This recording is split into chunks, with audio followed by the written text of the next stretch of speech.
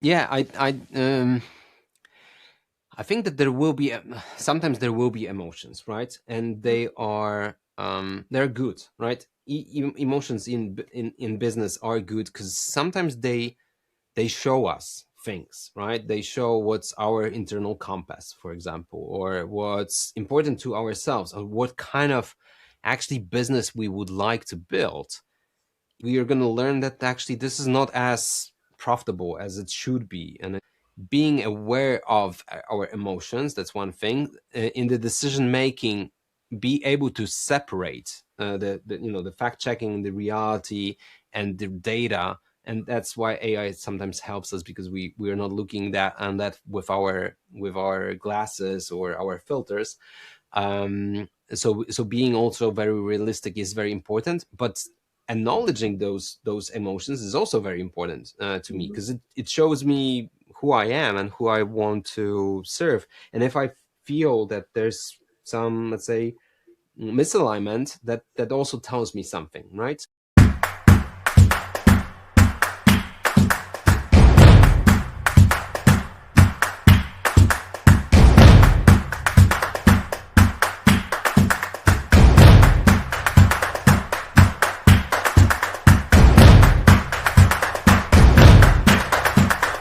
Hey everyone, welcome to another episode of Growth and Conversion Podcast. I'm your host, Meghna, and this is Founder Series, where I sit down with the practitioner founders and ask them to show the actual thinking and action for growth, not just talk. Today's guest left a senior corporate career at Volvo. Yes, it was Volvo.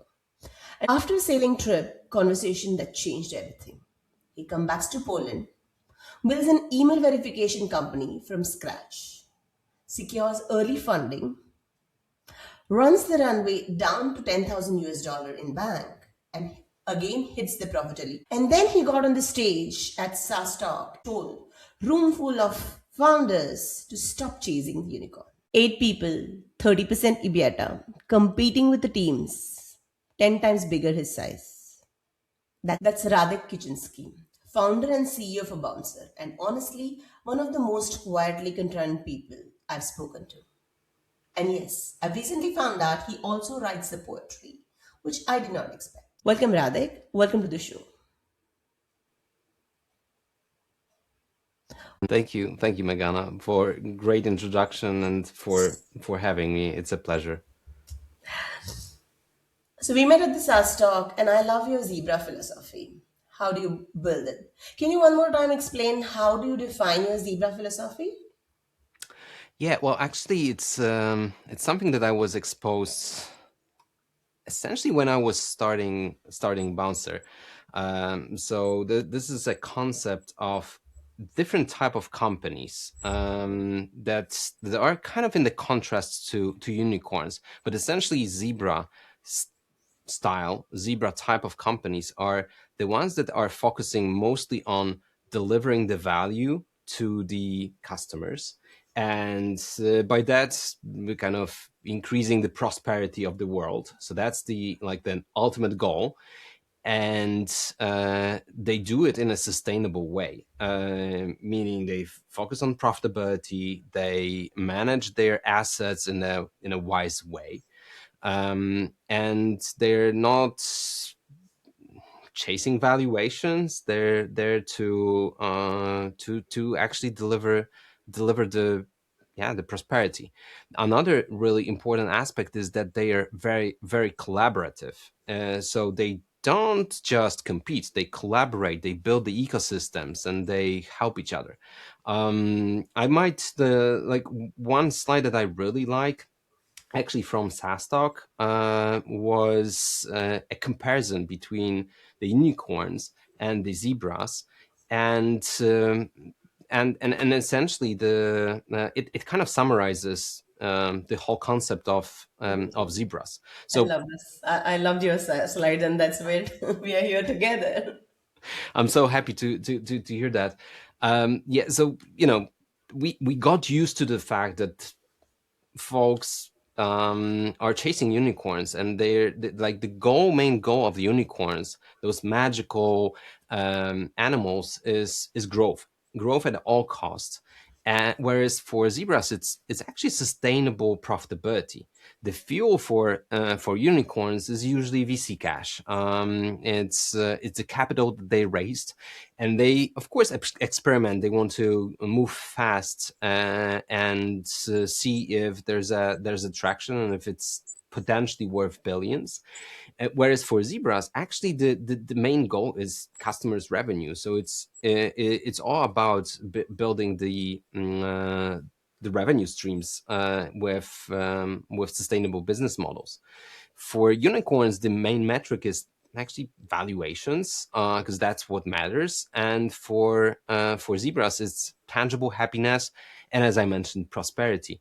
And if it comes to market conditions, unicorns are there to crush competitors, whereas zebras are to build the ecosystem and collaborate and work together.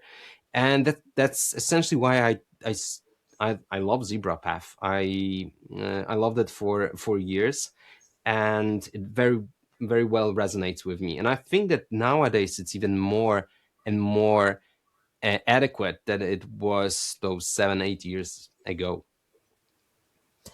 Do you what was there any specific moment that you realized that zebra path is more sustainable for you and not the unicorn, because you built VC first, you had a VC first, and then you moved towards the bootstrapping. Was there any specific moment that, like, led you to think about it the way you're thinking right now? Well, liked the concept and the philosophy behind it since day one, and I actually wanted to build that kind of company from day one. Um, and one of the reasons why actually it was kind of clear not only to myself but also to my VC partners was that we started in a very specific niche, where the actually like a market cap, the total addressable market is not that as huge. It's not like billions of or trillions of dollars. It's hundreds of millions dollars. So it's not huge, and because of that, actually sticking to the like a normal VC path where you're raising money and you're doing next rounds, and essentially at some point you're going to be hoping to talk to the biggest folks and biggest VCs on the planet, and the only way for you to talk to them and actually be on this path is the possibility that you're gonna be able to pay off their fund, right? Because essentially every single VC on the planet is managing the risks, and the startups, 8 years ago were super risky. Right now they're even more risky, and especially in the SaaS space, they're very risky asset.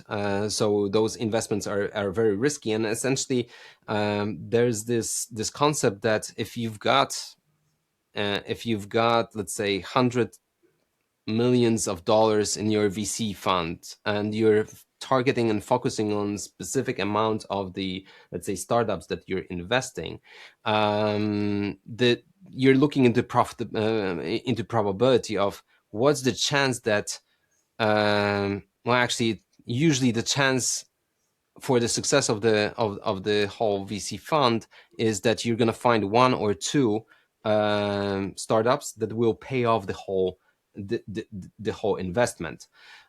So in order to pay off the whole investment, let's say you need to find those that will exit at some point at $1 billion valuation, because you're going to have probably like 20-30% of shares in this company, and you want that to pay off the whole VC fund.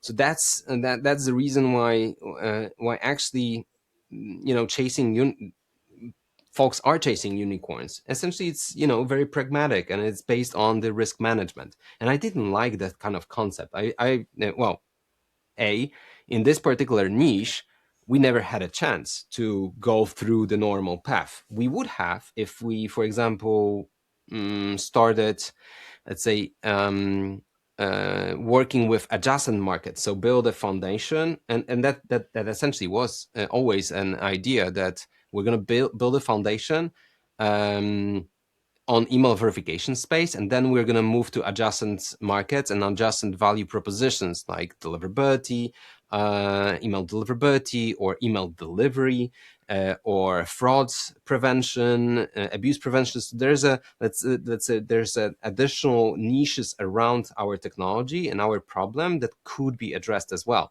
And based on that, potentially we could address the markets that are worth billions.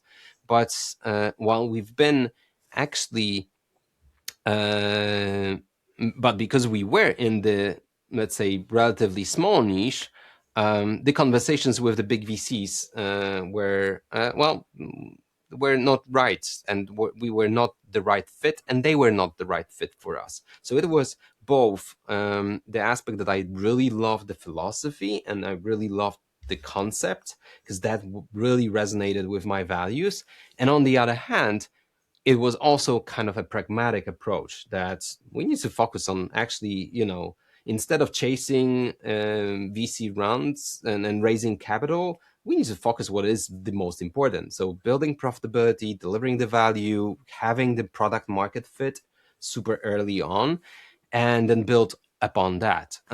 So yeah, it was both the resonance with the philosophy and the pragmatic approach.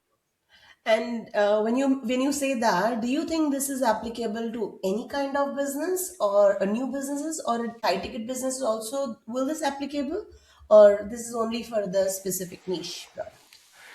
Um, Probably it's not applicable to all types of businesses. There are some types of businesses that are very capital intensive, like, meaning in order to build like a critical mass or a critical value proposition, or find the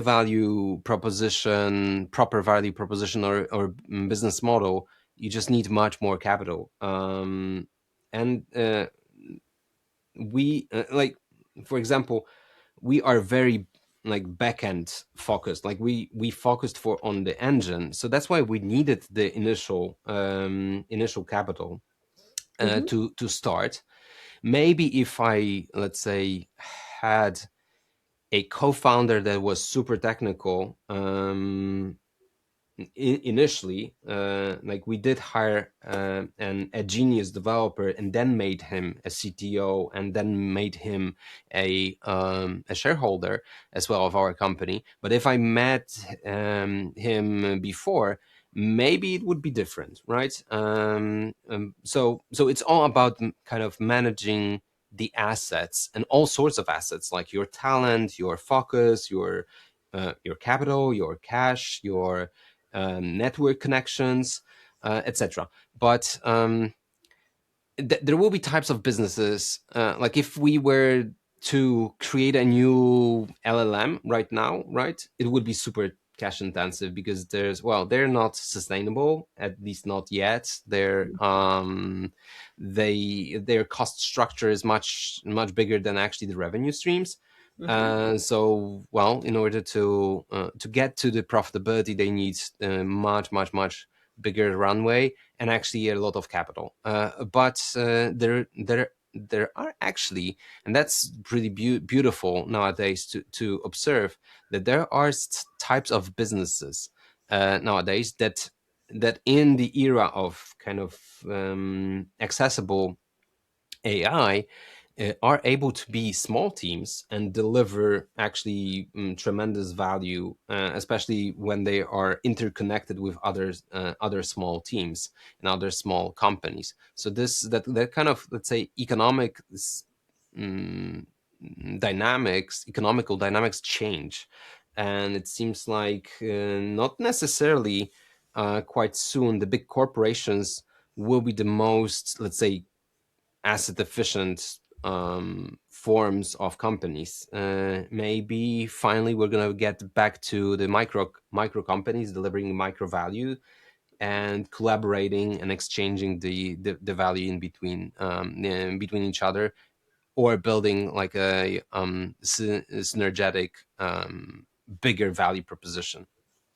I'm not Of sure if course, it makes sense, but absolutely. We'll dive deeper around that kind of a value proposition. And when you specifically mention about a small community, when you see the current situation, how do you think about the growth and financial discipline? well, the financial discipline was always important. Let's be honest. Sometimes we could have been blindsided by the amount of cash in our bank accounts if, for example, we raised a lot of capital, but the financial discipline has always been important. And actually those that had it, regardless of the amount of the dollars on their bank account, were the ones who long term succeeded. So it was, well, nowadays maybe it's even more important, because the access to the capital is a little bit lower, and the capital is a little bit more expensive than it used to be like a few years back. But like, I, at least myself, together with my team, we always have had the financial discipline. Like, we always been looking into our P&L. We always have been trying to manage our assets in the efficient way. It doesn't mean they're like we were cost optimized, because we were not. Like, there are some parts of our operations that are not, that have higher costs than maybe they could. But it's always a conscious decision that, instead of us focusing more time or investing into cost optimization, we accept the fact that we are overpaying for some parts of our business. And because of that, we get more, let's say, our time, energy on things that do help us grow the business in other ways. So yeah. Yeah, I agree. So let's dive deep into your framework. The other day you mentioned your SEO and LinkedIn presence, community. How do you like, how do you balance that? Can you explain a little more? When AI evolving so fast, do you think marketing needs rethink, or it's still applicable? All the marketing, all the tactics, the old frameworks that has worked before will continue working, or marketing needs some rethink? I The AI is indeed changing the, let's say, game. But some, but it's not. I wouldn't say it's a revolution. It's an evolution. Actually, before that kind of accessible AI era, um, the the growth channels were already interconnected. Like, the times when you could focus on just one growth channel and just maximize on it, I think are long over, and it's impossible to just focus, for example, on, I don't know, like PPC ads, or just focus on the SEO or content marketing. It already a few years back, it was important to choose couple of growth channels or growth engines that had the highest probability of supporting each other, and have the synergetical result. So something that we really liked, and it's been working for us really well, was something that we've been calling surround sound. So making sure that if someone is looking for a solution to their problems, or gets aware of a problem that they have, feels the pain, or dreams about some gain, then we're gonna surround them with the narrative about us, and that we are there to help them, and that we do have the solution to their problems. So one of the ways of doing that was, obviously, focusing on like bottom of the funnel, so the SEO for the category.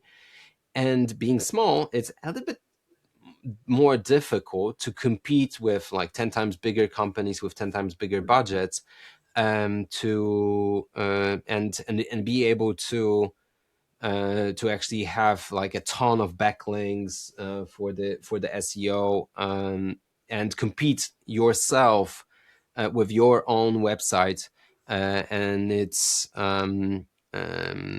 reputation with huge companies that are part of even bigger groups. But you can actually uh, actually convince some outlets, like blogs or portals with the listicles, or you can also work to get more reviews on review sites. So you can actually influence the two first pages of Google, or first pages of Google, or Bing or Yahoo, to be present there, to have some penetration there inside the listicles, inside the blog articles. So this is something that beautifully works, because it's also, uh, it is perceived as well as more objective. Like, I'm not saying it is fully objective, because knowing more about marketing, I believe less in objectivity in the internet, because essentially everything is kind of influenced with some type of capital. But yeah, there's a perspective that when a blog or a listicle, objective listicle, is listing a product, it means a little bit more than, because there's a social proof, it means a little bit more than your website ranking on, let's say, best email verification solutions. So this is a very important part of the surround sound concept. But also, ranking on, meaning ranking, being active on Reddit. But like, you cannot actually game Reddit or Quora. You need to be there with your authenticity, and be willing to help in many parts of the in different parts of the problems, but being active there, and sometimes also answering, and also fully transparently, that you are offering that kind of services, so you are biased. That kind of, let's say, being present there is also helpful. Being present on social media is helpful, in our niche, LinkedIn, for sure, and being on conferences where your potential partners or customers are, is also important. So choosing, sometimes, it might make sense even to go with the physical billboard, just in the places that your customers are gathering. So it's all about understanding your customer, where they are looking for these solutions to their problems, or when they are looking for some gains to implement, and try to surround them with the narrative, with the sound about yourself, with the songs about yourself. And of course, it's difficult to measure, it's difficult to implement, because there's a lot of aspects to invest. But with small steps, with small actions, and being consistent with investing in this one, I believe that many companies can make actually successful, a growth engine, a combination of growth engines. I like this surround sound framework. You have just a team of eight, and who manages what? What exactly is a priority? How do you coordinate each other? How does it actually look like in practice? Can you explain? From the perspective of go-to-market team, because we are, uh, within a team of eight, five of us are involved in go-to-market activities. So we've got myself. I'm kind of doing nothing and a lot, meaning I'm involved in all parts of operations. But we've got two amazing people involved in the pure marketing aspect, and actually coordinating projects. We are supporting each other, ourselves with some agencies, external agencies. So we've been working with amazing content marketing agency that have been helping us to focus on SEO, build some content, etc. Of course, with the tight cooperation with us. So it's not just they're a part of the team, though they're just external company, right? But we did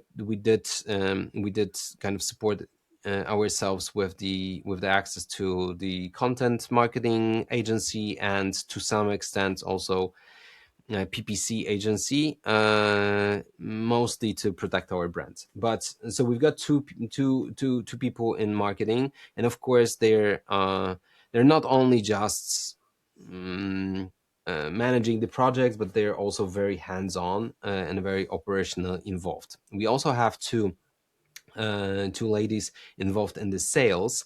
However, we are not that much into outbound type of sales. Majority of our growth actually is from the inbound engines. So it's a lot of activities involved in the inbound sales activities, but we are like interdisciplinary team. So ladies in this kind of sales area, they're also involved in marketing. They're active on the LinkedIn. They are sometimes creating content for the content marketing. So it's we are kind of helping each other in many aspects. But yeah, there's a lot of aspects involved, and there's a lot of, let's say, growth tactics that we tackle. That's why a good project coordination is super important. And you are the center of this whole coordinations, right? Well, no. Fortunately, I do have amazing CMO. So yeah, Jacob is managing that. Sometimes I am involved in some parts. I am involved in let's say, sometimes in the bigger or more complex deals when there's a need for a little bit more negotiations. I am involved in some content activities and representing the company, but I'm not the only face of the company. That's beautiful, that we are not just dependent on just one face of the company. We kind of built some we we built actually kind of a system for a whole team being kind of um, representing the whole company. So that's really good, and that's why we are able to actually even better surround our potential customers and partners with the information about ourselves. That's interesting. So, you are practicing absolute transparency. Do you feel this has ever hurt you back? um no no no, the transparency haven't hurt us ever. At least that's like my experience, or that's my truth. Sometimes inconsistency in transparency did hit us, especially when I was when I was hesitating whether I should stick to transparency or not. Then that kind of inconsistency was creating some confusion. But I do that. That's my default actually approach of being transparent and share the challenges, share the also the opportunities as much as I can. What do you think about using AI in current situation? Has your team started using AI? Are you making user of it? And What is the piece of advice that you would give it to the founder right now listening, that how they are should they use AI, and what kind of advice comes from it? Hmm. Well, we are using AI. I'm not sure if we are like on the first line of early adoption, because we um, yeah, we're not that experimenting with all the new shiny things. We need to be also pragmatical, and we need to focus on delivering the value. But we've been incorporating the AI in various parts of our operations. Like one of them is development, software development, and we are like supporting ourselves with the AI, and for the creating new enhancements of the product. However, we are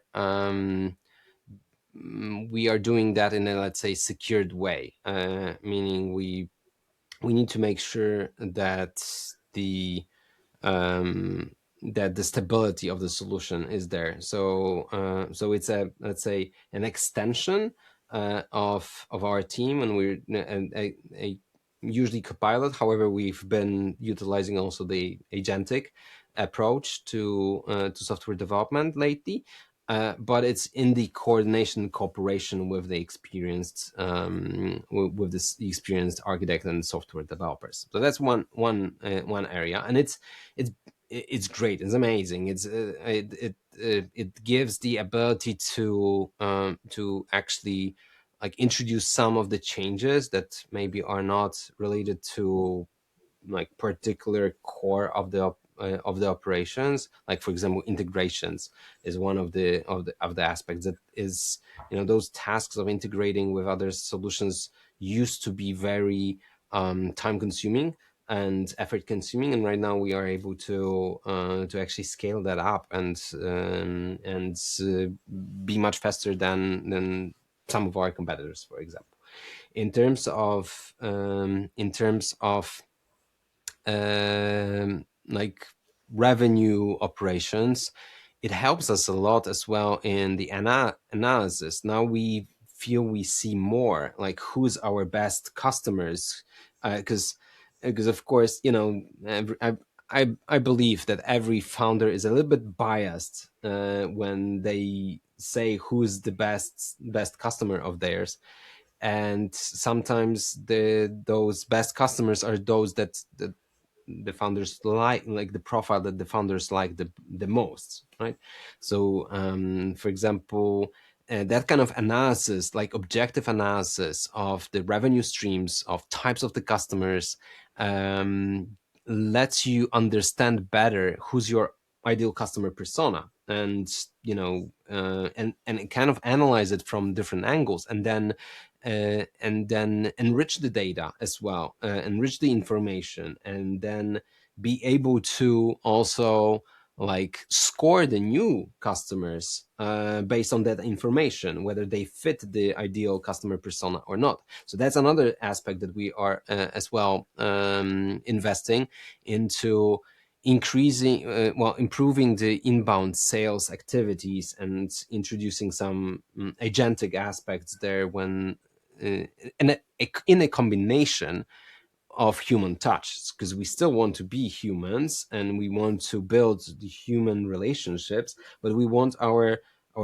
people actually to focus on building the relationships and be with other in contact with other humans, and let the AI do the stuff that can be kind of automated, and it's not like mission critical, or is not is, for example, repetitive or whatever, or needs some additional analysis.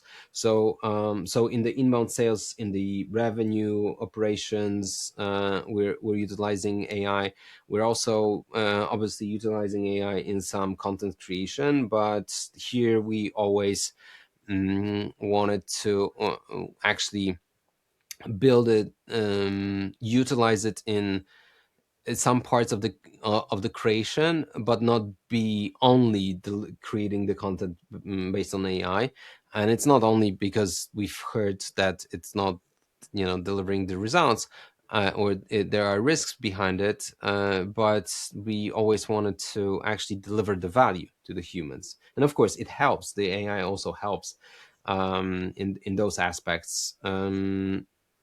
Yeah, we were utilizing the AI also, I don't know, like in video production when we create video content as well, because it's much easier right now to co-work with the AI. So we've been trying to incorporate in many aspects, but not in with the concept um, n- of change replacing humans with the AI, but we wanted to and actually empower the humans with the additional tools and build like an extension of the team, so that they are able to deliver much more. And interestingly, I believe that the AI adoption, it's like any other tool, right? But the AI adoption works much faster. It is much faster in the smaller organizations than in the bigger organizations, and that comes mostly because of the fear for the job security, primarily, that if people will be implementing or introducing the AI, their jobs may be irrelevant at some point, and they may be replaced by the AI. And that kind of fear, I think, is kind of slowing down the AI adoption. And that's why the smaller teams have advantage, because nowadays we are able, like, we've been like we at Bouncer, we've been competing with companies 10 times bigger than us, or even sometimes bigger than that, and we've been competing head to head, but it was a stretch. Like, it required a lot of effort actually to be able to compete head to head. Nowadays it's much easier, and some of our competitors are not utilizing that kind of approach because their teams are maybe too big nowadays, and people just feel fear and they fear for their own, like, security. Absolutely. When you mention, like, a biased decision in the revenue, I was talking to recently one of the CRO from the who is like who has come from the corporate organizations. He mentioned a very nice thing that the decision revenue or choosing customer or understanding pipeline has to happen unemotionally. It should not have any kind of emotion there. So you ask four questions. So he expanded there. You ask four questions. Now, why do you think that buying my product right now is important for you? So all four why framework that went very well. But choosing your pipeline, whether do you have a right pipeline in with you, it has to happen unemotionally. It cannot happen emotionally. You cannot say, oh no, maybe I want to show the pipeline and that's why I'm keeping this. But come on, it's not going to convert. It's not going to convert, and you need to have a proper pipeline if you want to predict your revenue, and that has to happen unemotionally. And if you're using AI for that, it will happen unemotionally. Yeah, I think that there will be sometimes there will be emotions, right? And they're good, right? Emotions in business are good because sometimes they show us things, right? They show what's our internal compass, for example, or what's important to ourselves, or what kind of actually business we would like to build, even though it may not be that actually this is going to be reality. And that's quite, like, it happens kind of not that rare that we build the business with some idea, and we've got some specific group of customers, potential customers, that we want to serve. And in meantime, that we are going to learn that actually this is not as profitable as it should be, and it's not going to be sustainable, and we need to switch slightly our business model and serve someone else that maybe we don't like as much as we used to. So yeah, I think that this kind of being aware of our emotions, that's one thing. In the decision making, be able to separate the fact checking, the reality, and the data. And that's why AI sometimes helps us, because we are not looking that with our glasses or our filters.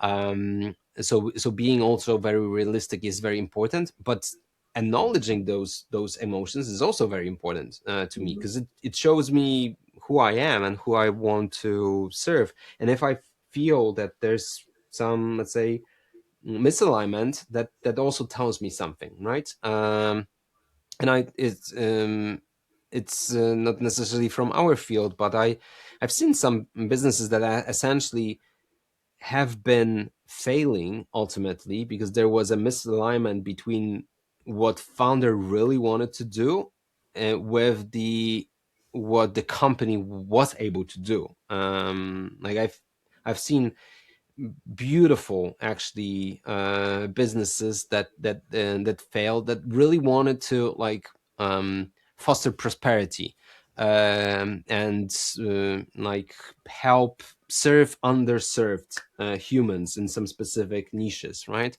But ultimately the founders noticed that uh, actually this is not, those underserved customers are actually a product, right, for someone else that's going to be paying and it's going to be financing. And there was a misalignment with the values, misalignment with the initial concept, and those companies usually fail. So being aware of our emotions is also very important. But indeed, I will agree that in the decision making and the, let's say, the mm, looking at the numbers and synthesizing the information and analyzing the information, the objectivity is super important. And I will also agree because I know in my personal life, I have changed a lot things that I want to do. And then, okay, maybe this is not the right fit. And right. So I have changed. So, and I see the being aware of this emotion and then taking the right decision makes you a better person. Yeah. So if you are aware of your emotion, you're able to manage that well. It is able to make you a better person, better human being, and then of course the prosperity will come if you are a better person. If you are a good human, I've made mistakes, and then okay, I need to change myself. And for me, it was huge difference. The culture that I come from, fast paced life, Mumbai, and the kind of success that I have seen, growth, faster growth, Mhm. and success at the early stage, and then you have to rebuild your new life into new country. And again, because mostly people get through the reference, and you just put your word and you have the reference because they know you in and out. And Mhm. now when, the new things, people do not know you. And I think podcast really helps me a lot because I get to know many different types of people, and then I'm able to, like, okay, what's right for me and what's not right for me. I see different types of people at different and this is human connections which keeps me more motivated than instead of, simply throwing a content or going to the big conferences. This is a one-to-one conversation. I really like Yeah. this one. Thank you so much. It was wonderful conversation having with you, Radhik. I love this moments that we spent together. Thank you so much. Likewise. Thank you so much, Megana. Thank you it, so much. it was all pleasure. Right.